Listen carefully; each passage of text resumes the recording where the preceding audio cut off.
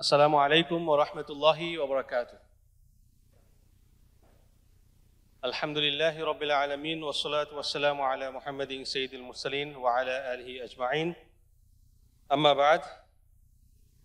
কওমি উদ্যোক্তা entrepreneurship summit 2025-এ আয়োজকবৃন্দ, আমাদের কওমি উদ্যোক্তা, প্রিয় কওমি উদ্যোক্তা গ্রুপ, আমাদের সম্মানিত উলামায়ে কেরাম যারা এখানে আছেন, উপস্থিত হয়েছেন, বিভিন্ন অতিথিবৃন্দ আছেন, সবাইকে আন্তরিক অভিনন্দন ও মোবারকবাদ জানাচ্ছি আজকের এই অনুষ্ঠানে অংশগ্রহণের জন্য, এবং একই সঙ্গে আয়োজকদের ধন্যবাদ জানাচ্ছি আমাকে আমন্ত্রণ জানানোর জন্য আজকের সেশনে। সম্ভবত কওমি উদ্যোক্তা সম্মেলন প্রথম সম্মেলন আমি যেটাতে শারীরিকভাবে ফিজিক্যালি উপস্থিত হতে পারছি, এই জন্য আমি আল্লাহ রাব্বুল আলামিনের শুকরিয়া আদায় করছি, আলহামদুলিল্লাহ।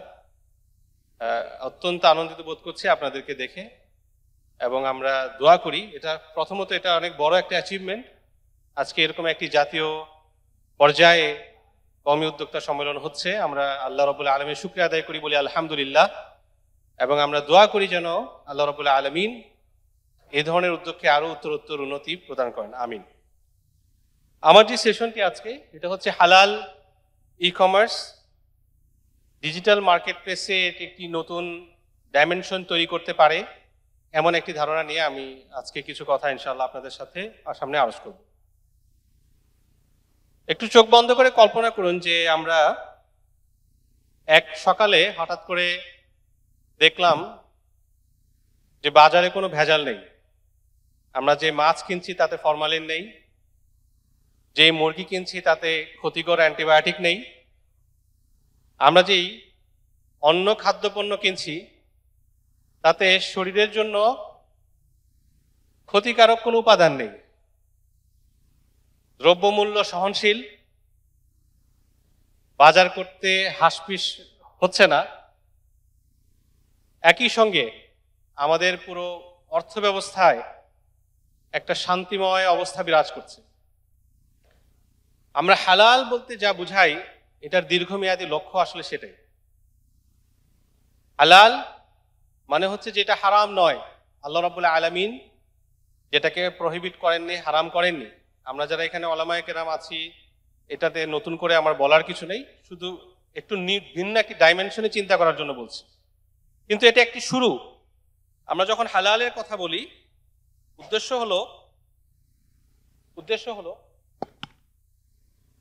হলো যে হালাল অর্থাৎ প্রাথমিক শরিয়া কমপ্লায়েন্স নিশ্চিত করার পরে এটার সকল কিছু, এটার সকল উপাদান, এটার লজিস্টিক্স সবকিছুই মানুষের জন্য উপকারী হবে, ওয়েলফেয়ারের জন্য উপকারী হবে। এই স্বপ্নটাই আমরা দেখি, এবং এই স্বপ্নকে লালন করে আজকে আমি মনে করি যে আমাদের এই কওমি উদ্যোক্তা সম্মেলনটাও এই স্বপ্নের একটি অংশ। এবং আমি ব্যক্তিগতভাবে যেই জায়গাগুলোতে যুক্ত আছি, একটু সংক্ষেপে যদি আমি একটু করি, আমার যিনি নিয়ন্ত্রণ করছেন কম্পিউটারে, আমি একটু অনুরোধ করব এটাকে ফুল স্ক্রিন করার জন্য, আপনি যদি সম্ভব হয়। আচ্ছা, ঠিক আছে, আমি খুব সংক্ষেপে বলার চেষ্টা করি। আমাদের তিনটা উদ্যোগ, একটি হচ্ছে আদল অ্যাডভাইজারি, মালয়েশিয়া ভিত্তিক একটি শরিয়া অ্যাডভাইজারি প্রতিষ্ঠান। আমাদের কাজ হচ্ছে আমরা পৃথিবীর বিভিন্ন ব্যবসায়ী প্রতিষ্ঠান শরিয়া পরিপালন করছে কিনা এন্ড টু এন্ড সেই কাজটা করি।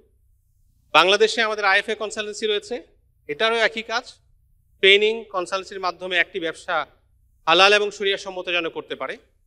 এবং তৃতীয় হচ্ছে আমাদের একটি দারুল ইফতা মাদ্রাসা, যেখানে আমরা আপনাদের মতো যারা উলামায়ে কেরাম, তারা যেন মুতাখাসসিস ফি ফিকহিল মুআমালাতিল মালিয়া এবং একই সঙ্গে আধুনিক আত-তামওয়িল আল ইসলামী, আল বাংক আল ইসলামী অথবা সুক আল মালি আল ইসলামী, এই ধরনের বিষয়গুলো সম্পর্কে বিশেষায়িত জ্ঞান অর্জন করে এই চেষ্টাগুলো আমরা করি। এই ভূমিকাটুকু দেওয়ার উদ্দেশ্য হলো যে এগুলো এক একটি উদ্যোগ, এই উদ্যোগের মাধ্যমে আমরা যেটা চেষ্টা করছি সেটা হচ্ছে সমাজে যেই প্রোডাক্ট নিয়েই কাজ করছে না কেন, সার্ভিস নিয়েই কাজ করছে না কেন, সেটা শুধুমাত্র যেন হালাল না হয়, একই সঙ্গে শরিয়া কমপ্লায়েন্ট হয় এবং এটা সুফল সমাজ ভোগ করে। হালাল কেন দরকার, আমরা যদি সেই জায়গাটায় একটু কথা বলি, আমরা একটু পরের স্লাইডটায় যদি যাই। হালাল দরকার আমাদের যেসব কারণে, একটু পরের স্লাইডটায় যদি আমরা যাই, যিনি নিয়ন্ত্রণ করছেন, আমার এখানে কন্ট্রোল কাজ করছে না for whatever reason. Global ইকোনমিতে যদি আমরা দেখি, যিনি কম্পিউটার নিয়ন্ত্রণ করছেন একটু পরের স্লাইডটাতে যদি যাওয়া যায় ভালো হয়। জি, এই স্লাইডে কয়েকটি স্ট্যাটস আছে, আমি খুব সংক্ষেপে যদি ব্যক্ত করি। প্রথমত হচ্ছে আমরা পুরো বিশ্বের হালাল ইন্ডাস্ট্রিটাকে যদি এক নজরে দেখতে চাই, এই পার্টটা যেটা এখানে দেখছেন অলমোস্ট 3.958 ট্রিলিয়ন ইউএস ডলারের, প্রায় 4 ট্রিলিয়ন ইউএস ডলারের। এটা হচ্ছে ইসলামিক ফাইন্যান্স, অর্থাৎ ইসলামিক ব্যাংকিং, সুকুক, ইসলামিক ফান্ড, মিউচুয়াল ফান্ড, হ্যাঁ, তারপর তাকাফুল, ইসলামিক ফিনটেক, এই এক কথায় ফাইন্যান্সিয়াল সার্ভিসেসের যে ইসলামিক অ্যাসপেক্ট, এটা হচ্ছে অলমোস্ট 4 ট্রিলিয়ন ইউএস ডলারের মার্কেট। এবং আমরা আশা করছি 2025-26 বা আরেকটু পরে এটা হয়তো অলমোস্ট 6 ট্রিলিয়ন ইউএস ডলারের দিকে যাবে। আর বাম পাশে যেটা দেখছেন এটা হচ্ছে হালাল ফুডের মার্কেট 2023-24-এর। এখানে দেখছেন আপনারা অলমোস্ট 1.4 ট্রিলিয়ন ডলার ইউএস ডলারের। এরপর হালাল ফার্মা, ফ্যাশন, কসমেটিক্স ইত্যাদি এই জায়গাগুলোতে একটা বিরাট মার্কেট। ট্রেড অপরচুনিটি জায়গা থেকে যদি বলি, তাহলে এই পাশে যেগুলো দেখছেন টপ 5 ওআইসি ইম্পোর্টার্স, এরা হচ্ছে হালালের সবচেয়ে বড় গ্রাহক। টপ 5টা গ্রাহক, 5টি দেশ: ইউএই, সৌদি, তুর্কি, ইন্দোনেশিয়া, মালয়েশিয়া। ডান পাশের স্ট্যাটিস্টিক যেটা এটা বেশি গুরুত্বপূর্ণ। টপ 5 এক্সপোর্টার্স কারা এই ওআইসি দেশগুলোতে, মুসলিম দেশগুলোতে? বাংলাদেশ না, চায়না 1 নম্বর, 2 নম্বর ইন্ডিয়া, 3 নম্বর ব্রাজিল। আপনারা যারা রিসেন্টলি উমরা করতে গিয়েছেন বা যাবেন, ব্রুস্ট খান যেটা চিকেন ফ্রাই হ্যারমের পাশে, জিজ্ঞাসা করবেন রেস্টুরেন্টকে আপনার চিকেনটা কোথা থেকে আসছে। ইন মোস্ট কেসেস চিকেনটা আসছে ব্রাজিল থেকে। এরপর হচ্ছে ইউএস, এরপর হচ্ছে তুর্কি। এখানে বাংলাদেশ নেই। এবং আমরা যদি ওভারঅল ইসলামিক ইকোনমিক ইন্ডিকেটরের জায়গা থেকে চিন্তা করি, যেখানে শুধুমাত্র হালাল না, ফাইন্যান্স, সব কিছু জায়গায় টপ 15টা দেশের মাঝেও কিন্তু বাংলাদেশ নেই। এখানে মুসলিম দেশগুলোর মাঝে Malaysia, Saudi, Indonesia, UAE, Bahrain আছে, তুর্কি আছে, কুয়েত আছে, কাতার আছে, জর্ডান, ওমান, পাকিস্তান আছে, বাকিগুলো মুসলিম মেজরিটি দেশ। এই ডেটাটা দ্বারা উদ্দেশ্য হচ্ছে এই ধারণা দেয়া যে পুরো বিশ্বে হালাল ইকোনমি, হালাল ইন্ডাস্ট্রির একটা বড় ডিম্যান্ড আছে। এবং এই ডিম্যান্ডটা যেহেতু আমরা মুসলিমরা ফুলফিল করতে পারছি না, কাজেই অমুসলিম মেজরিটি কান্ট্রিগুলো এখানে ফুলফিল করছে। গত বছর মাক্কা হালাল ফোরামে আমি দেখা করেছিলাম ব্রাজিলে যারা হালাল অ্যাডভাইজারি এবং সার্টিফিকেশন দেয় তাদের সঙ্গে।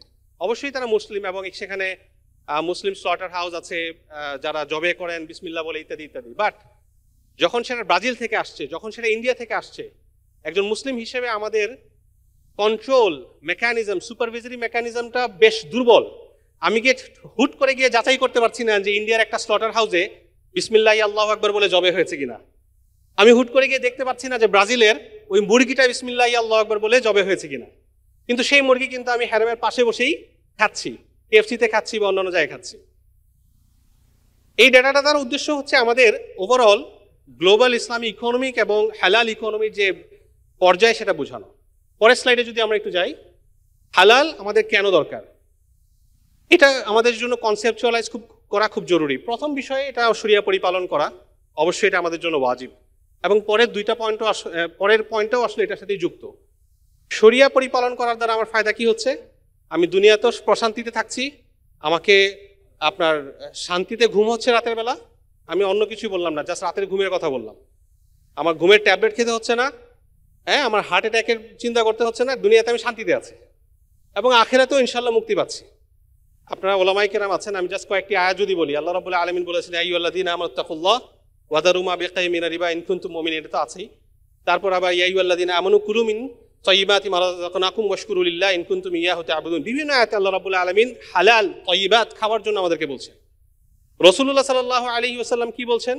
রাসূলুল্লাহ সাল্লাল্লাহু আলাইহি ওয়াসাল্লাম আমাদেরকে বিভিন্ন হাদিসে, যেমন একটি হাদিস যদি আমরা বলি যে লা তাজুলু কদামা আবদিন ইয়াউমাল কিয়ামাহ হাত্তা ইউসআলা আন খামসিন, 5টি প্রশ্নের উত্তর দেওয়ার পর্যন্ত কোনো মুমিন কিয়ামতের দিন নড়তে পারবে না। এর মাঝে 2টি প্রশ্ন হচ্ছে তার সম্পদ নিয়ে, আন মালিহি মিন আইনা ইকতাসাবাহু ওয়া ফিমা আনফাকাহু, সম্পদ কোথা থেকে উপার্জন করেছে, কোথায় সে ব্যয় করেছে। আমি আর এদিকে বেশি বিস্তারিত যাচ্ছি না। প্রথম বিষয় হলো একজন মুসলিম হিসেবে শরিয়া পরিপালন করা আমাদের জন্য ওয়াজিব, এটা কোনো চয়েস না। আচ্ছা, এই পয়েন্টটাকে আমি একটু স্ট্রেস করার চেষ্টা করি। চয়েস না বলতে আমি কি বুঝাই? ধরেন আমরা ব্যাংকিং করব ফর এক্সাম্পল, আপনারা এখানে অনেক উদ্যোক্তা আছেন এবং নিশ্চয়ই ব্যাংকিং ট্রানজ্যাকশনের প্রয়োজন হয়। ব্যাংকিং করব, আমার কাছে দুটো option, Islamic banking, conventional banking, সুদী ব্যাংকিং। সুদী ব্যাংকের ক্রেডিট কার্ড আমার পকেটে ঘুরছে, এটা কি মানে এটা নর্মাল বিষয়? নর্মাল বিষয় না। ইসলামিক অপশন ছাড়া যে অপশনগুলো, সুদের যে অপশনগুলো, কনভেনশনাল যে অপশনগুলো, এইগুলো একজন মুসলিম হিসেবে আমাদের জন্য কোনো অপশনই নয়। আমার বিজনেসের জন্য টাকা প্রয়োজন, আমার বিজনেস বড় করতে হবে, কেউ টাকা দিচ্ছে না, ইনভেস্টমেন্ট নাই, আমি সুদী ব্যাংকের কাছ থেকে সুদের ভিত্তিতে লোন নিলাম। কেন? Cost of fund com. Cost of fund বলতে এটা বিনিময়ে যে আমার পে করতে হবে সেটা কম রেট। এটা তো আমাদের জন্য কোনো অপশন না।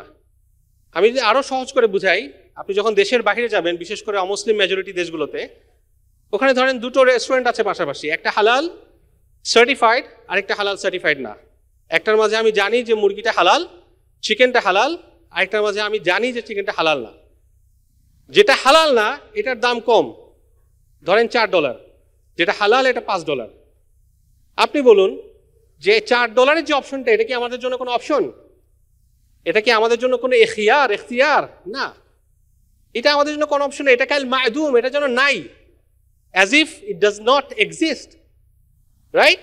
আমি ওই $5 সেটা হয় খাবো, না হয় না খেয়ে বসে থাকবো। হালাল শরিয়া পরিপালন এই পর্যায়ের ওয়াজিব, এবং সেটা শুধু সুনির্দিষ্ট কিছু খাবারের ক্ষেত্রে না, আমাদের যাবতীয় মুআমালার ক্ষেত্রে। আমি যেই পণ্য বিক্রি করছি সেটা যদি ধোঁকা দিয়ে বিক্রয় করি, এই অপশন আমাদের নাই। ধোঁকা দিয়ে বিক্রি করার অপশনই আমার কাছে নাই, মিথ্যা বিজ্ঞাপন দিয়ে বিক্রি করার অপশনই আমাদের কাছে নাই।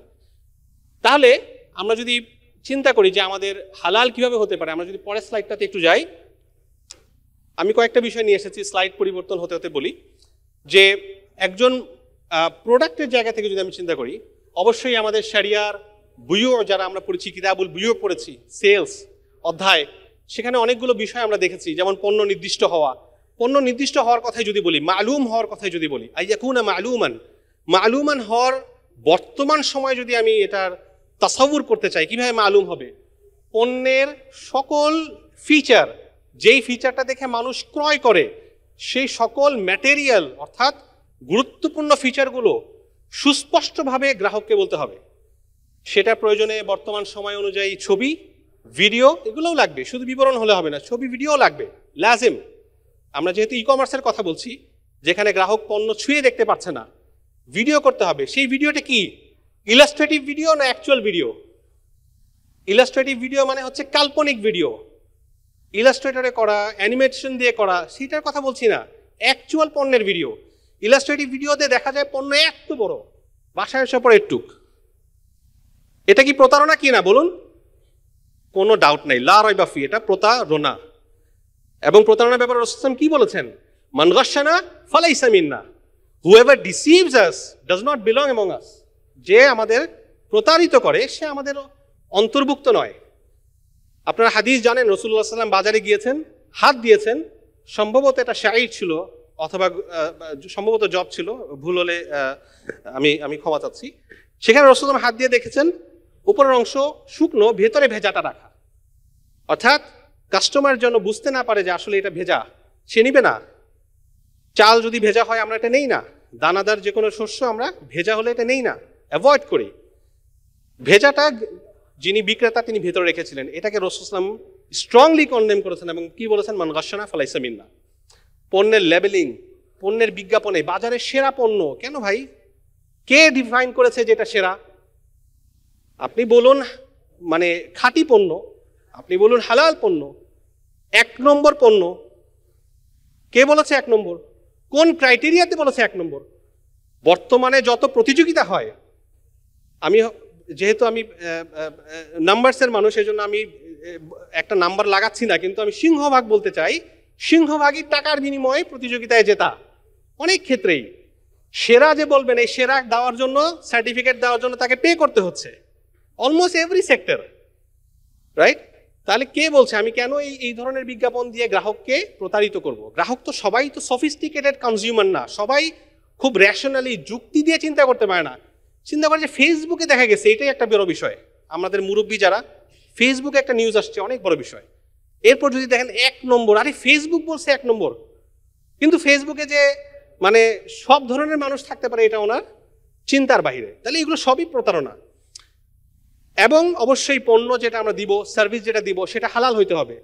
আমি শুরুতে যেটা বলে আসছি, এই হালাল হওয়া, নিশ্চিত হওয়া, আমি নিশ্চিত শব্দটা ইচ্ছাকৃতভাবে ব্যবহার করেছি। আমার মনে হচ্ছে হালাল, হবে না, আখেরাতে আমরা পার পাবো না। এবং এই জাহালা, এই না জানাটা, ইগনোরেন্স জানাটা এই যুগে আমি মনে করি, মুফতি সাহেবরা ফতোয়া দিবেন, আমি ফতোয়া দিচ্ছেন, এটা ফতোয়া না, আমি মনে করি আমার ব্যক্তিগত ওপিনিয়ন, এই যুগে কেউ যদি বলে আমি জানি না, এইটা মাকবুল ওদর না, ওদরে মাকবুল না, অ্যাকসেপ্টেবল এক্সকিউজ না। জানার এত বেশি উপায় রয়েছে, এই যুগে যদি কেউ বলে যে আমি জানতাম না, এটা অ্যাকসেপ্টেবল এক্সকিউজ না। এটা তার নেগলিজেন্সকে প্রমাণিত করে, অর্থাৎ সে এটাকে গুরুত্ব দেয় নাই, সে এটাকে অবহেলা করেছে, গাফলা, তাই না? এটা আল্লাহ রাব্বুল আলামিন শরিয়া এটা পছন্দ করে না, কারণ এটা খুবই সেন্সিটিভ বিষয়, খুবই সেন্সিটিভ বিষয়। আমরা কেউ অসুস্থ, সামান্য একটু অসুস্থ, আমরা হতচকিত হয়ে যাই, কখন আমি ডাক্তারের কাছে যাব, টেস্ট করব, আমার কি হয়েছে জানা দরকার। অথচ এইটা আমাদের আখিরাতের মুআমালার বিষয়, আল্লাহ রাব্বুল আলামিনের কাছে আপনার মুক্তি পাওয়ার বিষয়। যাই হোক, এরপর যেই বিষয়টা আমি তুলে ধরতে চাই, পরের স্লাইডে যদি একটু আমরা যাই, প্রোডাক্ট এবং সার্ভিসের ব্যাপারটা যেরকম গুরুত্বপূর্ণ, একই সঙ্গে প্রোডাক্টটা আমি কিভাবে আপনার প্রাইসিং করছি, প্রোডাক্টটার আচ্ছা পেমেন্ট নিয়ে আমি যদি কিছু বলি, মূল্য নিয়ে যেন কোনো প্রকার অস্পষ্ট গারার না থাকে। আপনারা জানেন যে আল গারার বা ম্যাটেরিয়াল আনসার্টেনটি, অর্থাৎ বড় ধরনের অস্পষ্টতা, এটা শরিয়ার দৃষ্টিকোণ থেকে অত্যন্ত ভয়ঙ্কর একটি বিষয়। পণ্য বা যে কোনো সার্ভিস ক্রয় বিক্রয়ের সময়, ধরেন আমি একটা সার্ভিস বিক্রয় করব, এই সার্ভিসে আসলে কি আছে না আছে, এই পণ্য বিক্রি করবো, পণ্যতে আসলে কি আছে না আছে, যেটা যেমন গুরুত্বপূর্ণ, ঠিক পেমেন্টের ক্ষেত্রেও মূল্যটা কত, মূল্যটা কিভাবে দিবে না দিবে, এই সবগুলো গুরুত্বপূর্ণ। এখানে অস্পষ্টতা না রাখা, মূল্য পরিশোধ কিভাবে হবে, পন্থা, এটাকে ইনস্টলমেন্টে সে পে করবে কিনা, সেই ইনস্টলমেন্ট পে করতে গিয়ে অথবা বাই নাও পে লেটার, কত রকম এখন মেথড বের হয়েছে, সেগুলো আবার শরিয়া কমপ্লায়েন্ট কিনা, এই সবগুলো বিষয় গুরুত্বপূর্ণ। সে ক্রেডিট কার্ড দিয়ে পে করতে পারবে কিনা, ক্রেডিট কার্ড দিয়ে যদি পে করে সেটা আবার আপনার সেটাতে সুদ ইনকার করবে কিনা, এই সকলগুলো বিষয়গুলো গুরুত্বপূর্ণ। রিবা সহ সকল প্রকার হাম থেকে করা এবং শরীয়ত সম্মত বিনিয়োগ। আমাদের এর আগে প্যানেল সেশনগুলো হয়েছে, সেখানে আপনারা দেখেছেন বিভিন্ন রকম বিনিয়োগ মোড়ের কথা বলা হয়েছে, মুদারাবা, মুশারাকা, যেখানে পার্টনারশিপের ভিত্তিতে দুই পক্ষ আপনার একমত হয় এবং ফান্ডিং, এক পক্ষ হয়তো ফান্ড দেয়, মুদারাবার ক্ষেত্রে এক পক্ষ সেটাকে ইউটিলাইজ করে, আর মুশারাকার ক্ষেত্রে দুই পক্ষই হয়তো কিছু ফান্ড দেয় এবং সেখানে আপনার উভয় পক্ষ মিলেই সেখানে কিছু কাজ করে। এবং তাদের মাঝে রেপ যেটা, প্রফিট কোনটা কি, প্রফিট কিন্তু রেভিনিউ না, আয় না, প্রফিট হচ্ছে আয় থেকে ব্যয় বাদ দেওয়ার পরে যেটা, সেইটাকে উভয়ের মাঝে একটা নির্দিষ্ট অ্যাগ্রিড আপন রেশিও, পূর্ব সম্মত রেশিওর ভিত্তিতে ভাগ করা হয়, মুশারাকা কিংবা মুদারাবায়। এটা হচ্ছে একটা শরিয়া সম্মত বিনিয়োগ পদ্ধতি। অথবা আপনারা জানেন আমাদের ব্যাংকিং সিস্টেমে আমরা বাই সেল সিস্টেম ব্যবহার করি, বাই মুরাবাহা প্রচলিত আমাদের দেশে, অর্থাৎ পণ্যটা কিনে তার কাছে বিক্রি করা বেশি দামে। কিন্তু এই প্রত্যেকটারই কিন্তু প্রসেস আছে, প্রত্যেকটারই সুনির্দিষ্ট পদ্ধতি আছে। আমি একটা কাগজে সব সাইন করে ফেললাম, বলে দিলাম মুরাবাহা হয়ে গেল, হয় নাই। মুরাবাহার মাঝে অনেকগুলো স্টেপ, ফার্স্টে কিনতে হবে, এরপর সেই কেনার পরে কবজ করতে হবে, পজেশন করতে হবে, এরপর সেটা বিক্রি করতে হবে, ইজাব এবং কবুল হবে, এরপর সেটা মালিকানা ট্রান্সফার করতে হবে, অনেকগুলো আপনার স্টেপস আছে। একটা স্টেপও যদি বাদ যায়, শরিয়া সম্মত না হওয়ার সম্ভাবনা যথেষ্ট। এবং এই জন্যই ব্যাংকিং সিস্টেমে মুরাবাহা অনেক ক্ষেত্রে শরিয়া ঝুঁকিতে পড়ে যায়। যাই হোক, আমাদের বিনিয়োগের ক্ষেত্রেও শরিয়া পরিপালন হচ্ছে কিনা সে বিষয়গুলো নিশ্চিত করতে হবে। সর্বশেষ আর দুই একটা পয়েন্ট বলে আমি ইনশাআল্লাহ শেষ করে দিব। একজন হালাল উদ্যোক্তা হিসেবে আমাদের মিশন কি হওয়া উচিত? অনেকের ভিশন হচ্ছে আমি অনেক বড়লোক হব, অনেক বড় গাড়ি হবে, অনেক গাড়ি হবে, বাড়ি হবে, এই সেই, রাইট? আমি মনে করি যে একজন মুসলিম উদ্যোক্তা হিসেবে আমাদের প্রাইম ভিশন হওয়া উচিত আমার সকল ব্যবসা, সকল কিছু যেন হালাল হয়। আমার দ্বারা যে প্রোডাক্ট এবং সার্ভিসেস বাজারে যাবে সেটা যেন হালাল হয়। এটাকে আমরা খুব নেগলেক্টেড একটা ভিশন মনে করি। আমরা মনে করি যে আচ্ছা এটা তো এমনিতেই হালাল, তো এমনিতে হবেই বা হচ্ছেই না। ভাই, এটা আমার ভিশনের মূল স্তম্ভে রাখা উচিত। আমাদের সকল কাজ করবে, ইভেন ফর এক্সাম্পল আপনি মধু বিক্রি করছেন, এই মধু বিক্রি করার পেছনেও ভিশন থাকতে হবে কি, আলটিমেটলি যে আমি মানুষকে হালাল ফ্যাসিলিটেট করছি, আমি নিজেও হালাল ইনকাম করছি।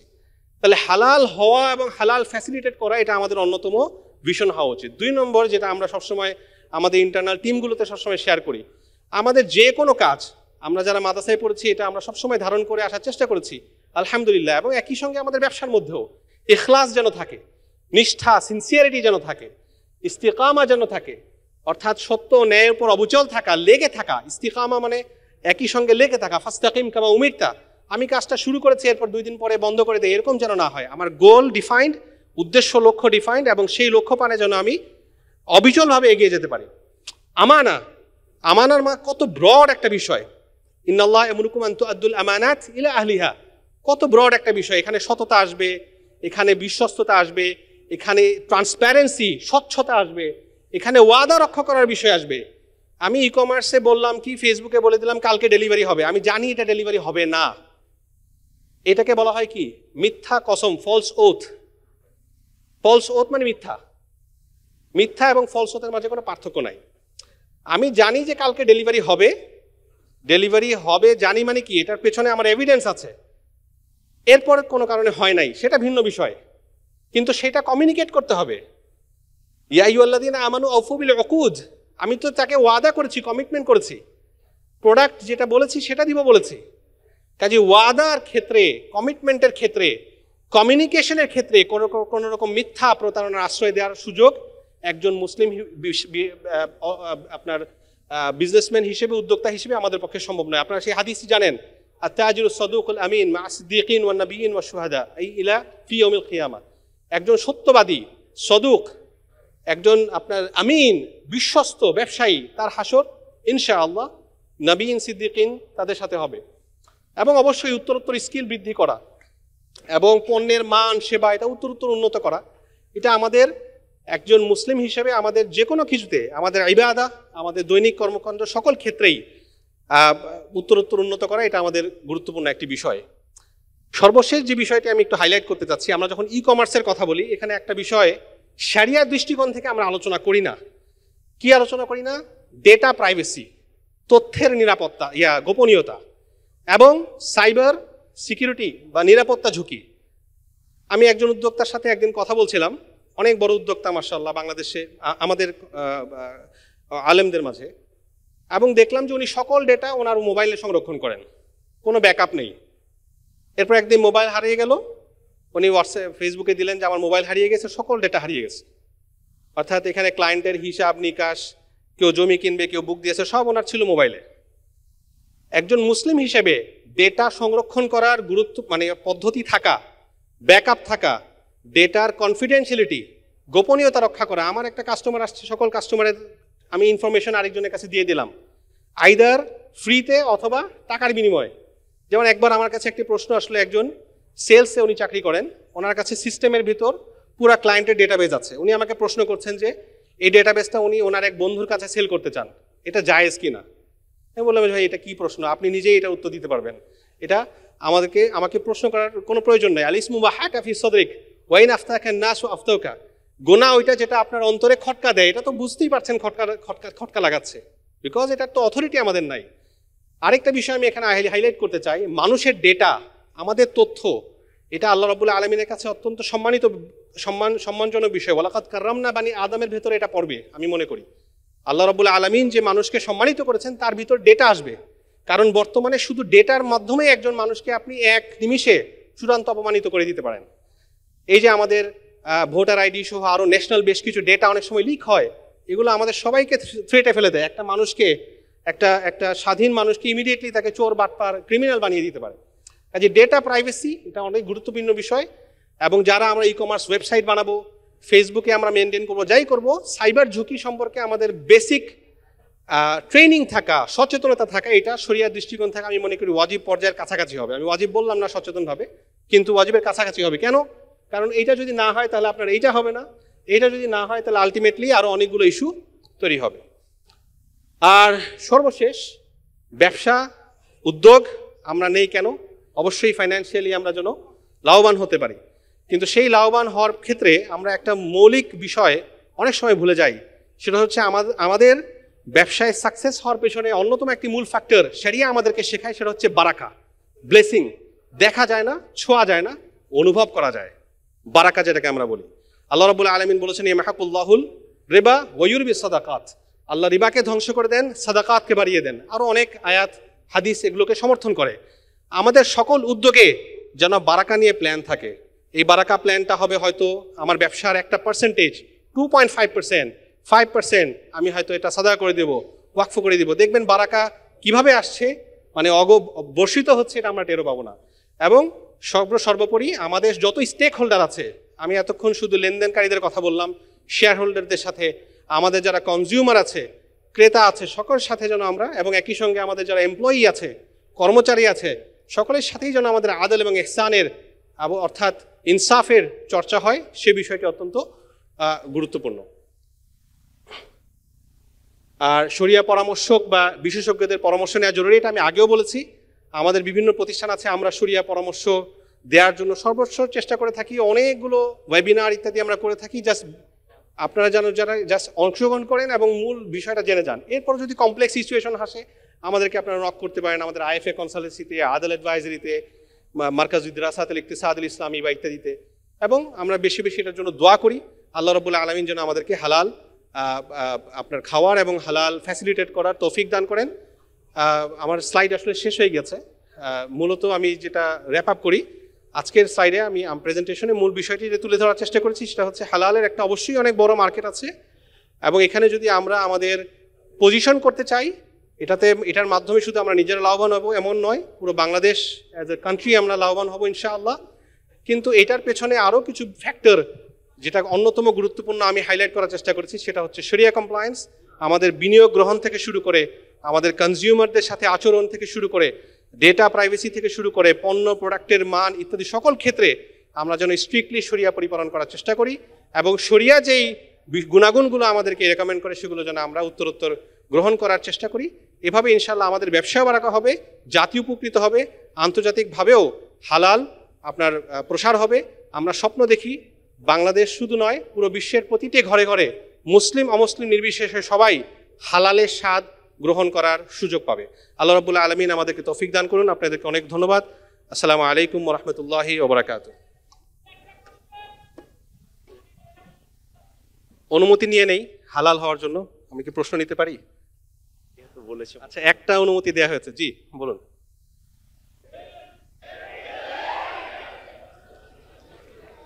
প্রশ্ন কোথা থেকে করেছে দেখিনি, ও উপর থেকে। আচ্ছা আচ্ছা আচ্ছা আচ্ছা আচ্ছা এখানে দেখুন, এই বিষয়টাতে আমি সরাসরি উত্তর দিব না, কিন্তু কয়েকটি মূলনীতির কথা বলতে চাই। কাস্টমার যেন আমার কোনো বিজ্ঞাপন বা প্রচারে আনডিউ ইনফ্লুয়েন্সের শিকার না হয়। আনডিউ ইনফ্লুয়েন্স বলতে বোঝায় যে আমি তাকে কবজা করে, মনস্তাত্ত্বিকভাবে কবজা করে, প্রভাবিত করে যেই প্রোডাক্ট তার নয় সেটাও তাকে কেনানোর চেষ্টা করছি। যদিও আমাদের বিজ্ঞাপনগুলো আসলে ঠিক ওভাবেই হয়, কিন্তু তারপরও দুইটার মাঝে একটা ব্যালেন্স করার চেষ্টা করা। একদিকে কাস্টমার আমার এই পণ্যটা আছে, তার জন্য উপকারী, ভালো, এটা যেন সে কিনে বুঝে, এটা যেমন জরুরি। অন্যদিকে সে যেন ওভার আপনার স্টিমুলেটেড না হয়ে যায়।